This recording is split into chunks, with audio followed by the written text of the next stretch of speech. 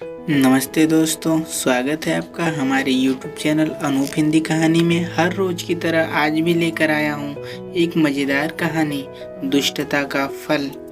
शास्त्रों में कहा गया है कि अगर हम किसी का भला नहीं कर पा सकते हैं तो उसका बुरा भी नहीं करें और न ही उसके प्रति दुष्टता का भाव रखें। अगर हम किसी के प्रति धृष्टता का भाव रखते हैं तो आज न कल उसका फल हमें ज़रूर मिलेगा।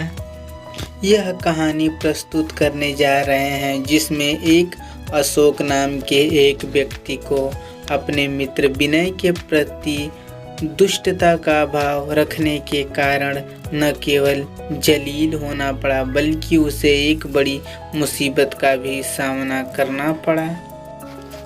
अशोक और विनय एक ही ऑफिस में काम करते थे। दोनों में मित्रता भी थी, परंतु काम और बुद्धिमानी के मामले में विनय जहां होशियार था, वहीं अशोक की कामचोरी और सहयोगियों के प्रति जलन से सभी वाकिफ थे। एक तरफ अशोक जहां स्वयं काम से तेजी चुराता था, वहीं दूसरे के काम बिगाड़ने के लिए वह हमेशा साजिशें रचता रहता था। विनय से दोस्ती होने के बावजूद वह उसे हमेशा नीचा दिखाने की कोशिश करता रहता, परंतु विनय सब कुछ जानते हुए भी अशोक की हरकतों को नज़रअंदाज कर देता था। ऑफिस में आए दिन अशोक ही की हरकतों से सभी कर्मचारी परेशान रहते थे। एक दिन तब हद हो गई जब ऑफिस के खाते में गड़बड़ी पाई गई। अशोक और विनय ऑफिस में कंपनी का हिसाब किताब रखने वाले लेखा विभाग में कार्यरत थे। विनय की बुद्धिमत्ता और उसने लेखा जोखा का भार उसे सौंपा था। विनय सुलझे हुए तरीके से अपनी जिम्मेदारी को निभा भी रहा था। सभी उसके कामों की तारीफ भी करते थे। यही बात विनय के कनिष्ठ के तौर पर काम कर रहे अशोक को नागवार लगती थी। दुष्टता में वह विनय को बदनाम करने के लिए साजिशें रचता रहता था। विनय को बदनाम करने की कोशिशें तो उसने कई बार की थी, परंतु हर बार उसे मुंह की खानी पड़ती थी। अंततः एक दिन ऐसा आया कि अशोक की दुष्ट कारगुजारी की वजह से विनय बहुत बड़ी मुसीबत में फंस गया। दरअसल ऑफिस के हिसाब में 50,000 रुपए की गड़बड़ी पाई गई। पैसे की गड़बड़ी खबर से पूरे ऑफिस में हंगामा मच गया। जांच में पता चला कि लेखा विभाग में छोटे खर्चों के लिए रखे गए रकम में से 50,000 रुपए चुराए गए हैं। शक की सुई सीधे तौर पर विनय पर गई। विनय के लाख सफाई के बावजूद कंपनी प्रबंधन ने उनके तर्क को नकारते हुए उसे नौकरी से निकाल दिया, जबकि पैसों के गबन की हकीकत कुछ और थी। पैसे अशोक ने चुराए थे। विनय भी इस बात को जानता था, परंतु कोई सबूत न होने के कारण वह अशोक को दोषी ठहराने में असमर्थ था। इधर अशोक अपने मंसूबे को पूरा होने पर मन ही मन खुश था। तब जैसा कि संभावित था, पैसों के गबन में एक बार सफल होने के बाद अशोक की हिम्मत बढ़ गई। उसने देखा कि चोरी तो उसने की थी, परंतु फंसा तो विनय और सजा भी उसे भुगतनी पड़ी। वह एक बार फिर से पैसे चोरी करने की योजना बनाने लगा, परंतु उसे यह पता नहीं था कि ऑफिस के अन्य सभी कर्मचारी विनय वाली घटना के बाद से सतर्क हो गए थे। इसकी वजह थी कि कोई भी कर्मचारी विनय को दोषी मानने को तैयार नहीं था। इसी शक के मद्देनजर सभी की नजरें हमेशा अशोक की गतिविधियों पर लगी रहती थी, परंतु दुष्ट अशोक को अपनी चालाकी पर बड़ा गर्व था और वह छिपी नजरों की कई दिनों से लेखा विभाग से पैसे चुराने की जुगत में लगे रहे। अशोक को आज मौका मिला था। लेखा विभाग के प्रमुख को अचानक एक इमरजेंसी फोन आने के कारण कुछ देर के लिए बाहर जाना पड़ा। जल्द में वह नकद वाले अलमारी की चाबी अपने टेबल पर ही भूल गए। अशोक की नज़रें उस चाबी पर गड़ी रही। वह लंच के समय का इंतज़ार बेसब्री से करने लगा।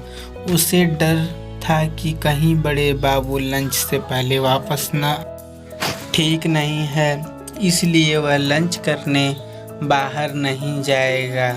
अशोक के व्यवहार पर अन्य कर्मचारियों को शक हो गया था। अंततः सभी ने फैसला किया कि आज अशोक पर विशेष नज़र रखी जाए।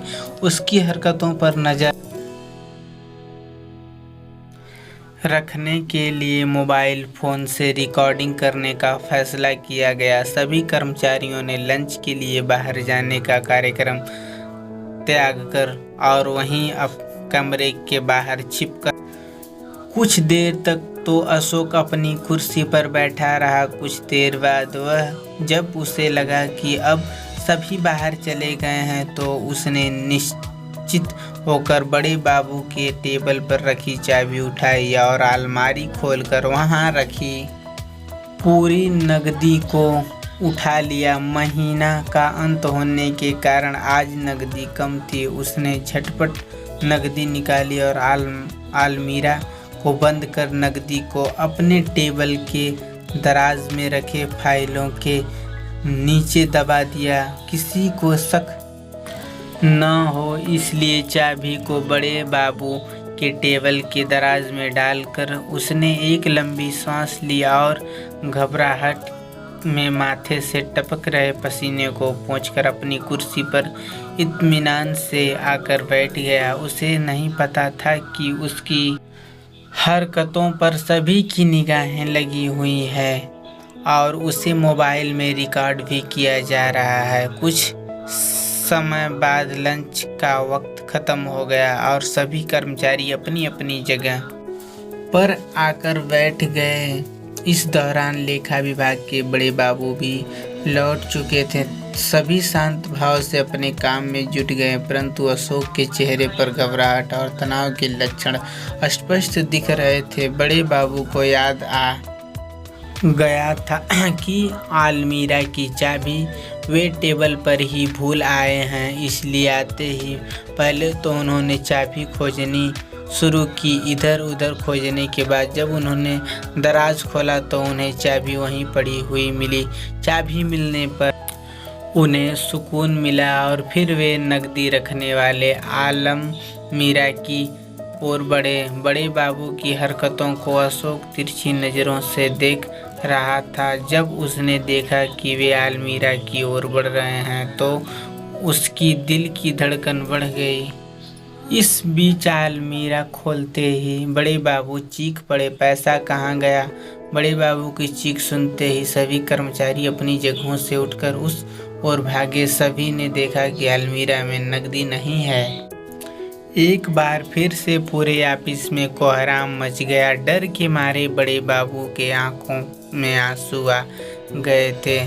उन्होंने अपने आप को निर्दोष बताया। इसी बीच कंपनी के मालिक भी वहां आ गए और बड़े बाबू से बोले कि मैं जानता कि आप निर्दोष हैं और केवल हम नहीं बल्कि सभी लोग जानते हैं कि चोरी किसने की है। आपसे पहले चोरी की जानकारी मेरे पास पहुंच चुकी है और वह भी सबूत के साथ। हमने पुलिस को भी बुला लिया है और फिर भी मैं एक मौका उसको देना चाहता हूं जिसने चोरी की है। अगर वह स्वयं स्वीकार कर लेगा तो उसे पुलिस के हवाले नहीं किया जाएगा। इतना सुनते ही अशोक परेशान हो उठा और धीरे से खिसकते हुए वहां से भागने की कोशिश करने लगा। उसे नहीं पता था कि सबकी निगाहें उसी के ऊपर हैं। जैसे ही अशोक दरवाजे की ओर लपका, एक कर्मचारी ने उसका हाथ पकड़ लिया। इसी बीच पुलिस भी वहां आ गई थी। कंपनी के मालिक ने अशोक के लाख गिड़गिड़ाने के बावजूद उसे पुलिस के हवाले कर दिया। आज सभी को अशोक की दुष्ट प्रवृत्ति के कारण विनय जैसे होनहार कर्मचारी को खोने का दुख हो रहा था, परंतु सभी को खुशी इस बात की थी अशोक को उसके किए का फल मिल गया और आगे की उसकी दुष्टता का शिकार ऑफिस में किसी और को नहीं होना पड़ेगा। कहानी से शिक्षा, मोरल ऑफ इस कहानी से हमें सीख मिलती है कि हमें किसी के प्रति दुष्टता का भाव नहीं रखना चाहिए।